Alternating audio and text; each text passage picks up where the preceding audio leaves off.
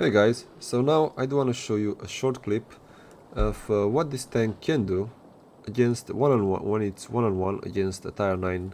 Now I'm just gonna fast forward the game a little bit and pay attention to this object 430 over here. He's planning on getting towards this side, and now I just fire one shot towards him. Sorry, I wasn't in first position, that I'm gonna go right now, and as you can see, the rate of fire of this tank is so fast that it actually got 2 shots in quick succession. And I just wanna stay just a tiny bit to see what happens over here, just to make sure that maybe the object is distracted. So now I see that the object has fired, and yeah, I can take a look and see whether the object is able to get one shot. He did fire over here, but I do know that I have a better reload than him. I fire towards his cupola, I kind of snapshot it. It pans, it goes in.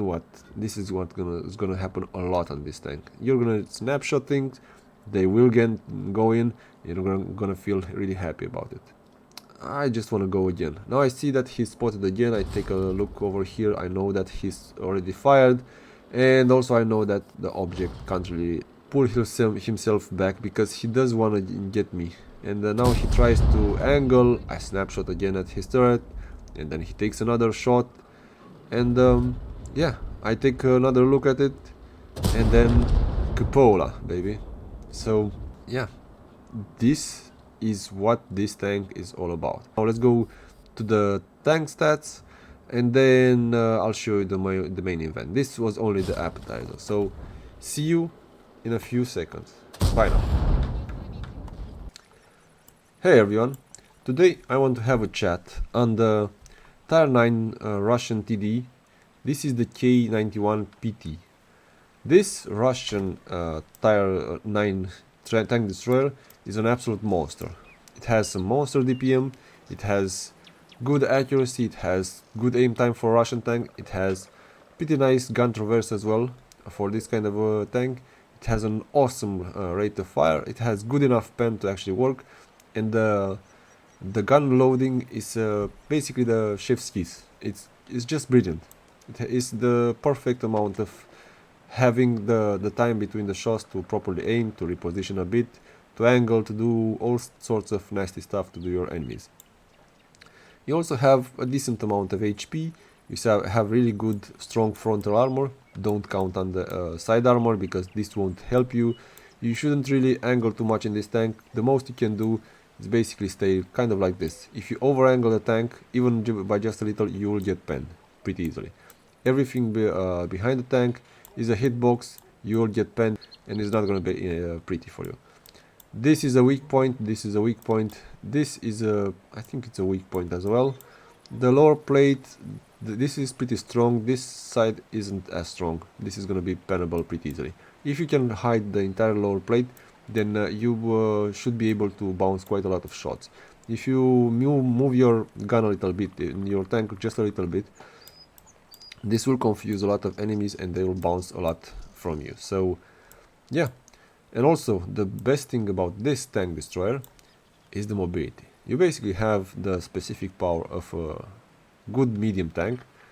You have 40 tons and you can actually ram some light tanks, and you also are extremely sneaky.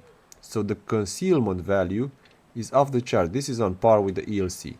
This tank won't get spotted unless it wants to.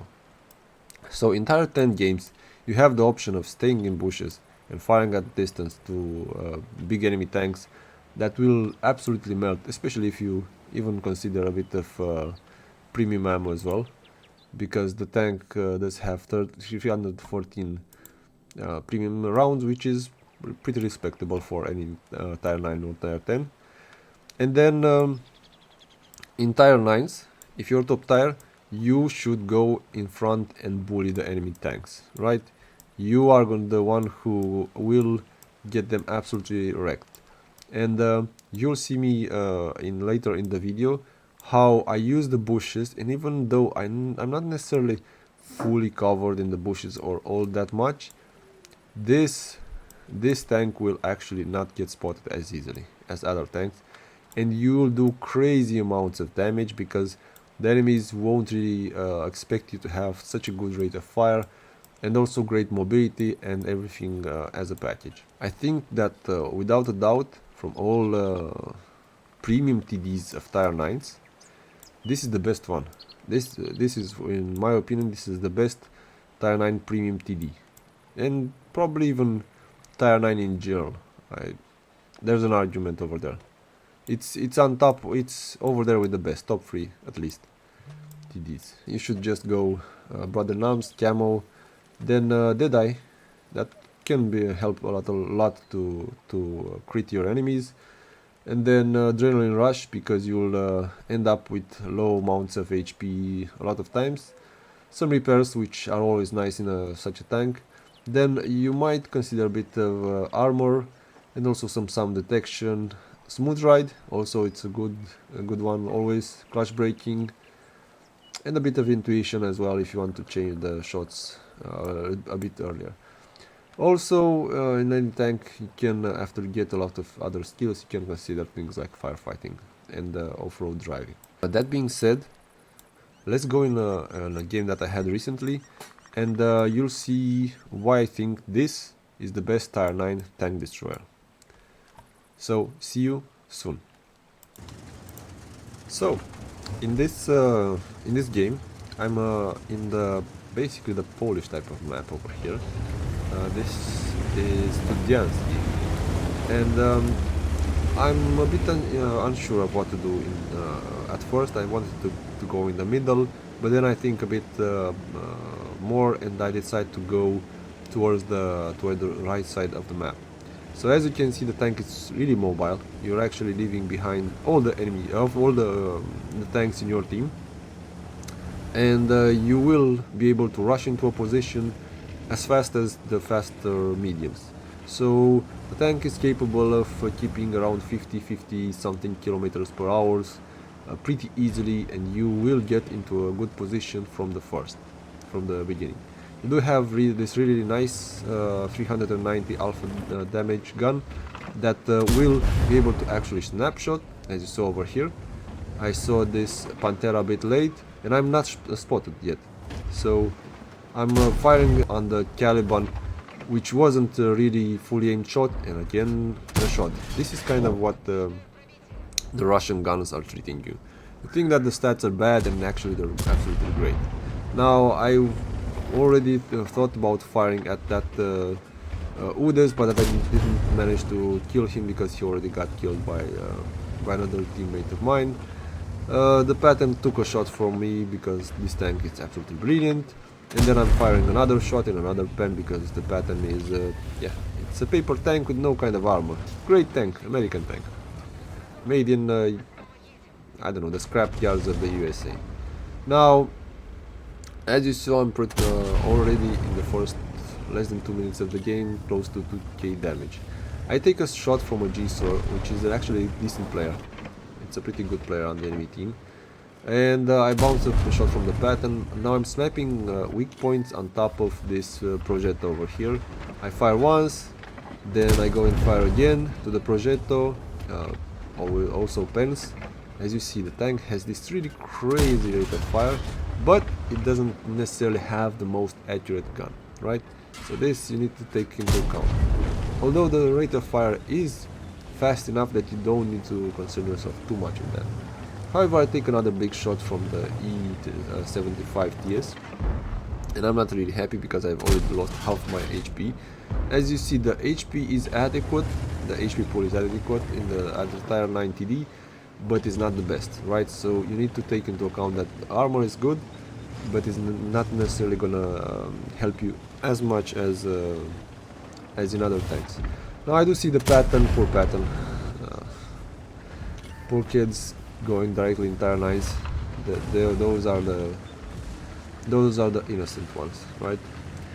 And yeah, I take him out, and now I'm thinking that the G-Sor might come back, but then I realize that he's probably running away, right?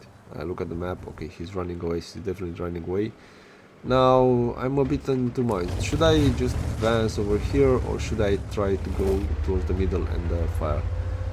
Um, it's 6 to 1, so I think that we can for sure just advance. In games where you are going to, or your team is going to have a good advantage, this tank will excel because it likes to have one-on-ones with enemy tanks, and the rate of fire is so impressive that I don't know what this guy was doing, but I was able to fire 2 shots and basically kill him with the help of my team. I would have preferred if they wouldn't be that good in this game, but at the same time I can't complain too much. In World of Tanks, in which you finish 10 to 1, 15 to 1, 15 to 2 or something like that. Now I see that the ISU retreats, and this is where the tank lacks a little bit. It lacks a little bit of accuracy. I do take a shot from the G-Sor over here, and now another shot from the E75 TS. I got lucky because the shot was absorbed by the tracks. So yeah, I'm a bit more worried now, and I need to be a little bit cautious because there are still a few enemy tanks and I don't want to die just yet. Although I see that the Pantera is dead, so that means only the G-Sor is over here, and he does have a pretty low reload time. I do fire 1 shot towards the ISU, but he's already dead basically, so yeah, nothing more to do. I take a look towards the E75 TS, but my team is just a bit too fast and too strong. So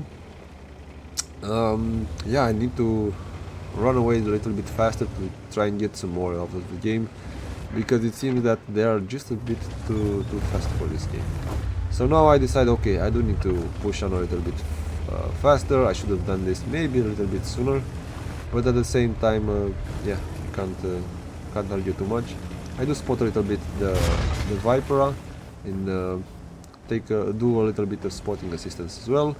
And now I just line myself pretty well towards this G-Sor, which doesn't really have much options left.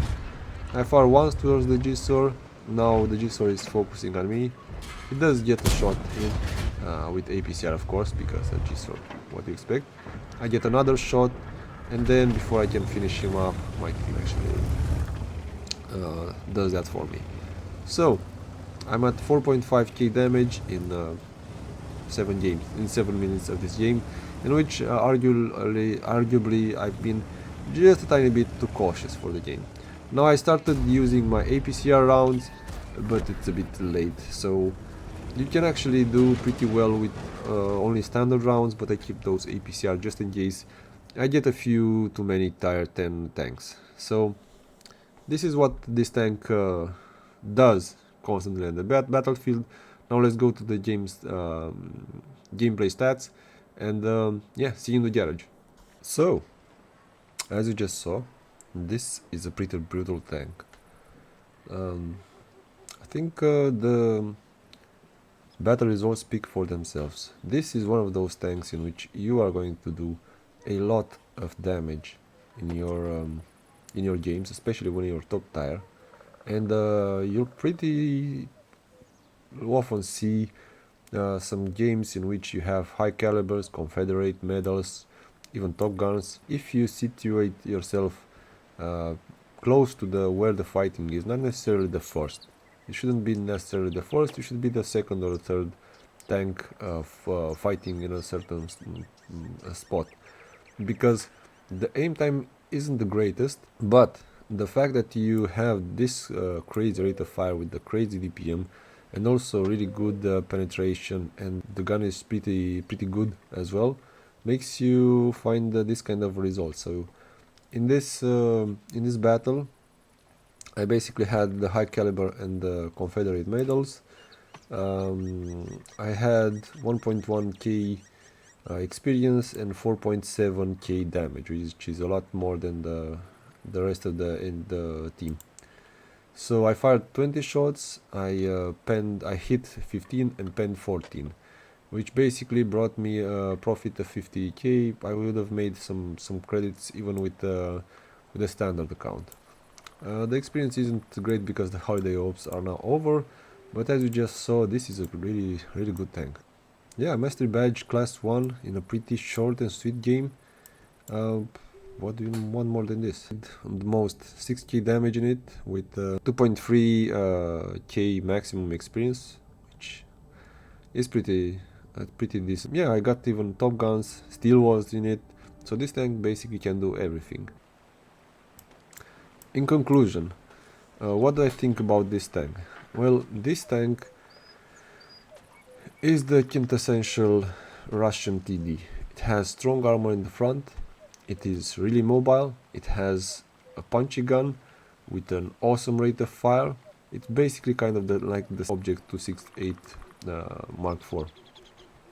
You can just go in front, you can bully the enemies, you can absolutely wreck them. So I strongly advise you to actually give the tank a go, and then yeah, if you find yourself in a position to get it from the battle passes, then sure, go for it. Strongly recommended, and you will more often than not have a higher win rate in this tank than in the other reward tanks. So that being said, thank you very much for watching this one and sticking to the end of the video. I do hope to see you in the next one, and yeah, if you did like the content, maybe think about giving a like or even subscribing to the channel, because I will be posting some more content really soon. Thanks, and see you in the next one. Bye now.